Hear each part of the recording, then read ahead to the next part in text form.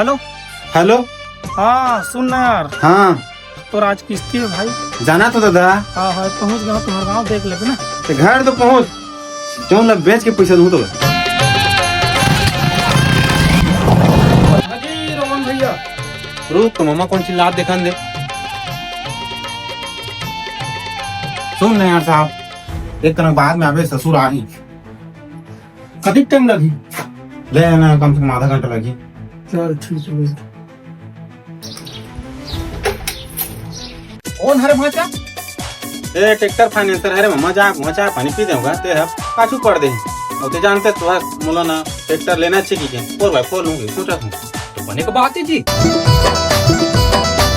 करोगे दे साहब, 2 दिन जन क्यों बचे हैं, तो जमा कर देते हैं। लो यार गन ठीक है ठीक है। देता भाचा वो ट्रैक्टर वाला बात ला बताहू। ठीक है ना मामा। यहो साहब भी चाना रिस रे। कते ट्रैक्टर शोरूम वाला हो जी? कौन लगा था जी? मैं ट्रैक्टर फैक्टर शोरूम वाला नहीं हो भैया, मैं समूह लोन वाला हूँ। रोमान की किस्त बचे तेरे से यहाँ हो जी। वाह हरे 4 व्हील ट्रैक्टर वाला।